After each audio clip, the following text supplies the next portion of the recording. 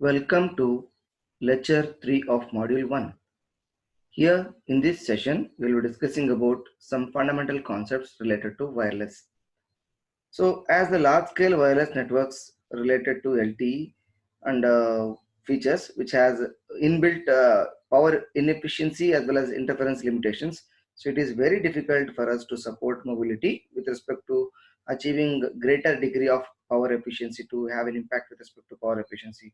So to be cost efficient and base efficient with respect to base station that are deployed, we are need to have a better support with respect to covering of large population, so that results large amount of self interference in turn. So because of all these reasons, it is very difficult for us to obtain high coverage and capacity, also the reliability at with respect to cost consumption and reduced power uh, consumption. So with these factors coming to picture, the communication systems with respect to digital aspects has some key building blocks such as transmitter, channel and receiver with the fundamentals, where the transmitter receives the packets of bits as you get from higher layer of protocol.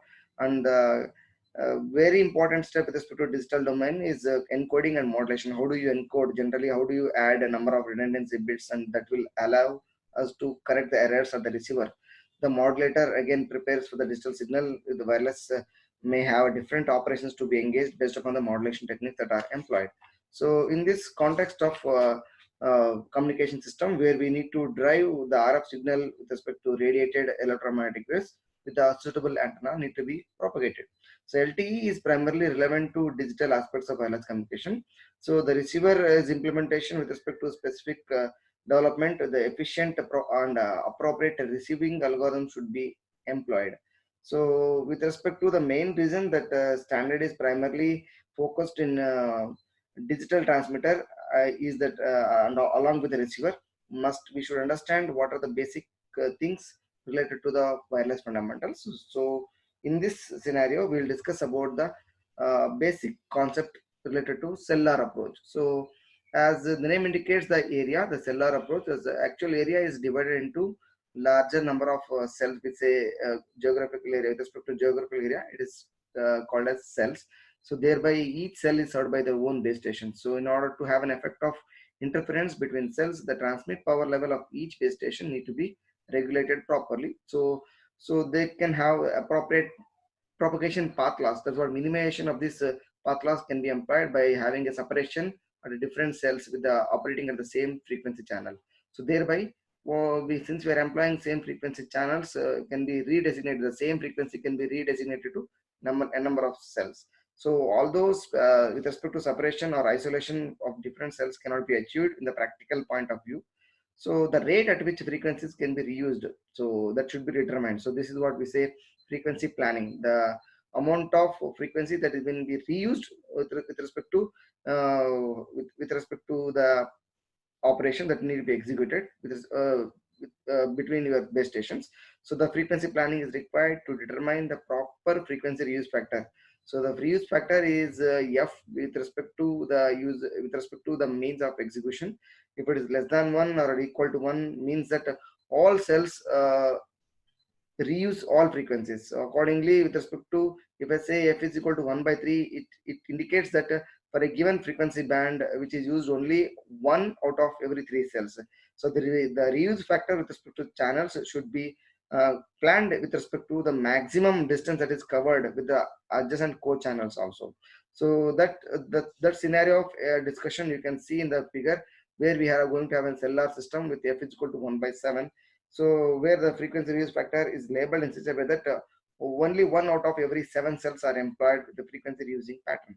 The cellular systems allow the overall capacity that can be increased to get a simple in engaging less into the reduced size cells, as well as where in turn reduce the power factor also. So in this way, the cellular systems have very very important scaling parameter or property, you can say, or capacity can be enhanced by installing more and more amount of base stations. So as the cell size is reduced, the amount of power that is transmitted with respect to each base station also reduces. So correspondingly. So hence cellular system support user mobility that can call the transfer from one cell to the other cell, where we are going to have an handoff procedure that is engaged with a smoother handoff. Achieving smoother handoff is a challenging aspect with respect to design of cellular systems. So although we have a larger capacity cell with respect to advantage and reduced power consumption, so the primary major drawbacks is the requirement of more number of base stations, and with respect to very number of because of the movement of the base station, I mean to say your mobile station, so the need of frequent handoff procedures need to be employed. So all these factors needs to be focused or determined uh, as the basic requirements of the wireless concept. So when I say about how do you analyze the cellular systems, here the analysis of cellular system is limited by co-channel interference. With it, if I mention it is a co-channel which comes from the, it may be with respect to same cell or it may be with respect to other cell. So in with respect to other cell interference, OCI, if I say OCI, it is a decreasing function based upon the radius of the cell. So the predominantly it is going to have an impact with respect to performance related to SIR, that is what signal to interference noise ratio. Along with the noise, we are going to have an added interference impact imposed on it. So if all the users are increasing or decreasing their power at once, so thereby SIR with respect to the performance is typically varying. So which is known as what limitation with respect to interference impact. So the isolation that is done with respect to co-channel can be measured by co-channel reuse ratio with respect to the ratio that is mentioned, so that each and every cell can be having nothing but the distance between to the other nearest co-channel to the radius of the cell can be designed.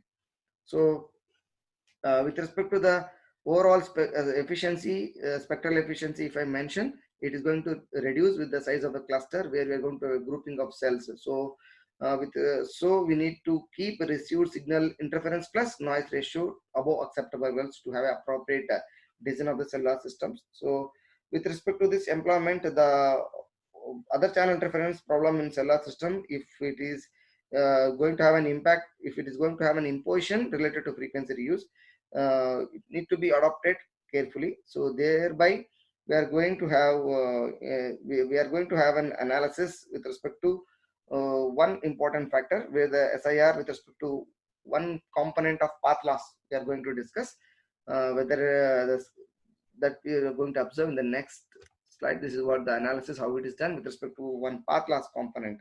So thereby it is going to mitigate the figure. What you are going to see is based on two-tier cellular structure with the empirical path loss model with respect to how much path loss has been employed, with the variation of alpha is equal to 3.5. That's what path loss component. The other channel interference problem can be mitigated if higher frequency reuse is adopted, as we see in the figure with respect to 2.7 with respect to the frequency reuse factor of 1 by 3, where we are going to have an usage of cell of 1 out of 3 cells. The frequency planning is a delicate balancing whatever we are going to impact with the highest reuse factor possible. So thereby we are going to have a least minimum SIR. So these factors can also be discussed with respect to analysis. So when it comes to with respect to analysis, there is other important factor. Since SIR is so bad in mean to the cell representation, the most popular technique with respect to improve your bandwidth, how you can enhance the bandwidth, is sectoring. That sectoring approach, you can see the sectoring approach how it is done with the effect with which is actually important if the frequencies are every now and then it is reused. So by using directional antennas instead of every, we are not employing the directional antennas for the normal usage of applications. So instead of using directional antennas, we can go for what I mean to say. Instead of using omnidirectional antennas, we can employ directional antennas. So the co-channel interference can be reduced by using your directional antennas. That illustration is been represented. You can see there. So although the bandwidth can be enhanced with respect to the capacity increase, in fact, no capacity is lost from sectoring because each sector can reduce with respect to time and code slot. So each and every sector based upon the directional antennas that are employed has the same the capacity when compared to the coverage of entire cell. The capacity in each sector is actually, when I say the potential, it is much more higher than the non-sectors system. So with respect to the employment, if each one sector points the same direction in each cell, then the interference caused by neighboring cells will be reduced.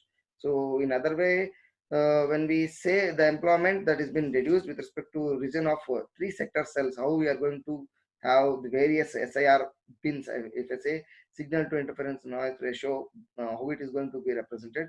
You can see the configuration of the same with respect to the representation of frequency reuse pattern.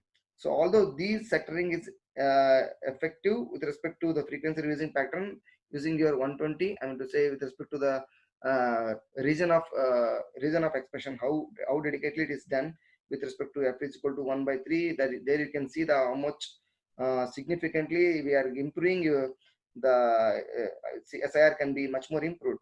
So SIR is an effective as well as a practical. It can be implemented to the problem of other channel interference. So it is done without the cost of implementation. So in turn, it increases the number of antennas at the base station. That was one of the limitations you can see, and reduces the trunking efficiency due to channel sectoring. So with respect to handoff pressure, whatever is being engaged with respect to intercell handoff, sectoring also increases the overhead due to increased number of handoffs. Every now and then, based upon the number of cells that are deployed, the handoff procedures have been increased efficiently. So in channels with respect to more scattered channels where we are going to have a desired power can be lost into other cells. So thereby the interference impact can come into picture. So the path loss component need to be employed with the appropriate cell sectoring by using your directional antennas. So this about the 3 cell sectors as well as 6 cell sectors. What you are going to what we have discussed so far has been represented in the picture. You can see how the 3 sector cells with 120-degree directional antennas and the 6 sector cells with respect to 60-degree directional antennas that are employed is being designed with appropriate frequency use with respect to universal component of SIR also. I mean to say frequency reuse factor. So this was a discussion with respect to fundamentals of wireless concepts. So in relation to the fading effect, whatever the fading effect that comes into picture. So one of the most very important aspect of wireless channel is the fading phenomenon. How better the signal strength can be enhanced, and the fading phenomenon with respect to large number of attenuation every now and then that comes because of the distance that is varying, and the multiple received versions which are caused by reflections, which we say usually the multipath impact.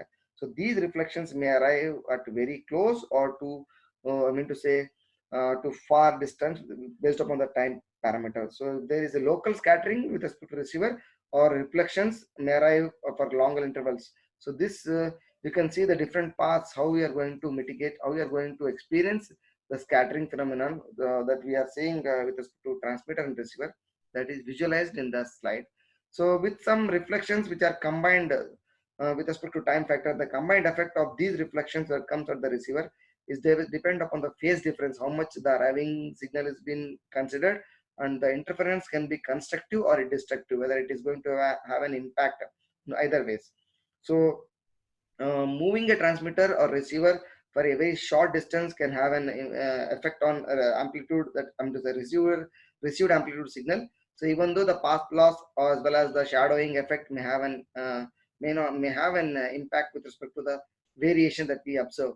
So to have a discussion with respect to time varying component, so we have with respect to delay line model, what you are going to see the component experience either the transmitter or receiver which are moving in relation to each other.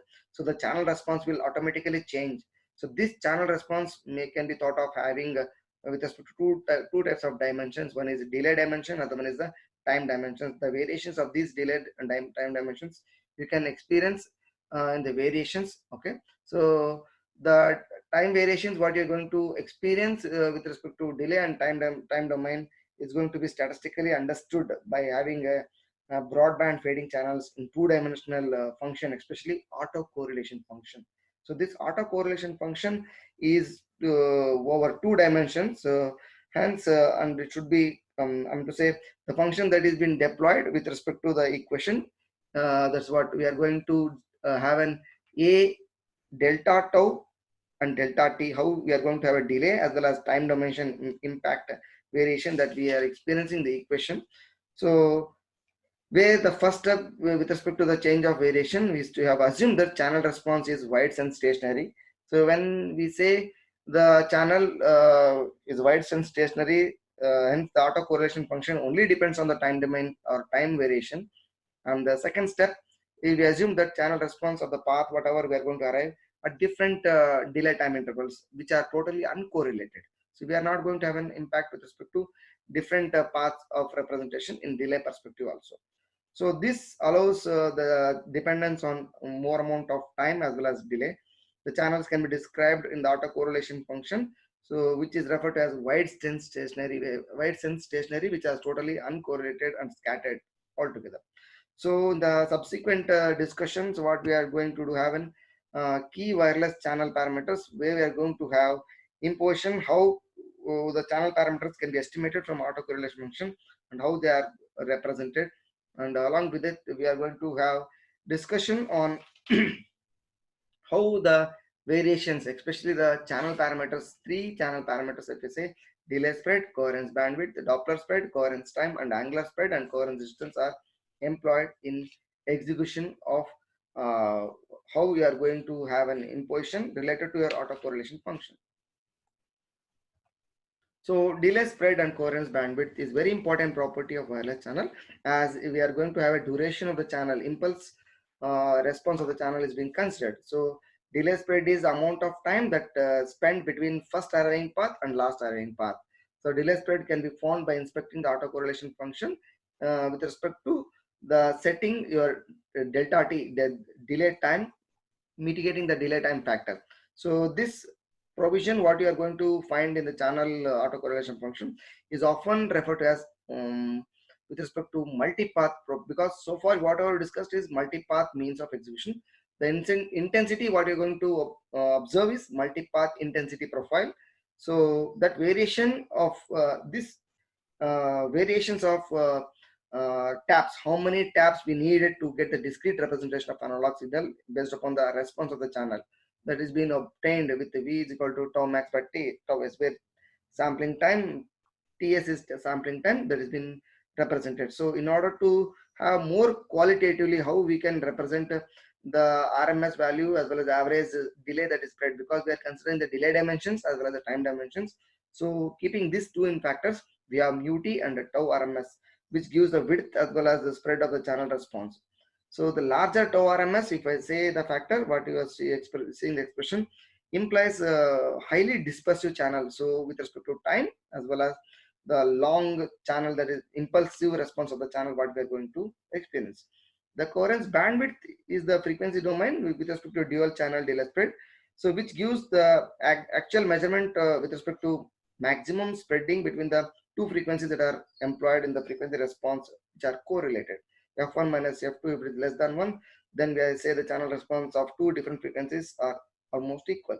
If they are uncorrelated, then F1 minus F2 is greater than your BC, where BC is the coherence bandwidth that has been observed. So thereby we say BC is a value that describes the frequencies where the channel almost it remains the constant. It remains, it is going to retain the constant value.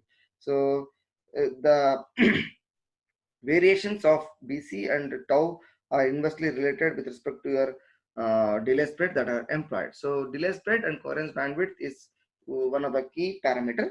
Along with that, if I mention the Doppler spread and coherence time, where we give the statistical power distribution of the channel, I mean to say how the statistical power distribution of the channel has been employed based upon uh, based upon the frequency and based upon the frequency that have been considered. So where the power delay profile was caused by multipath between both the transmitter and receiver. The Doppler power spectrum is caused by the motion, how whether it is linear or whether it is in relation between the transmitter and receiver. The power spectrum of this is represented in autocorrelation function. You can see this rho of t delta f with respect to the variation of the equation, which is going to have a factor. So this power spectrum is non-zero strictly with respect to the maximum Doppler. If I take FD, FD is a maximum Doppler or a Doppler spread that is experienced. So the FD is equal to VFC by C, where Maximum speed between the transmitter and receiver is given as v, and fc is the carrier frequency, and c is the speed of light. So there we can see the bandwidth with respect to Doppler will change as the frequency over the entire bandwidth is not, because it cannot be the same. However, as long as the communication between your bandwidth and which is less than your fc, where the carrier frequency, the Doppler power spectrum can be considered as a constant parameter. So due to this uncertainty principle, which is strictly given to the time duality with respect to autocorrelation function, which gives variation over the channel, variation over the time. So if you want to implement in practice, it is possible to define with respect to the channel coherence time. So it is almost similar to coherence bandwidth with respect to the mathematical representation. So in coherence time and Doppler spread, which is also inversely related, that you can see the equations here with respect to time factor, what we are talking. This makes very intuitive in case of if the transmitter and receiver are moving very fast relation to each other.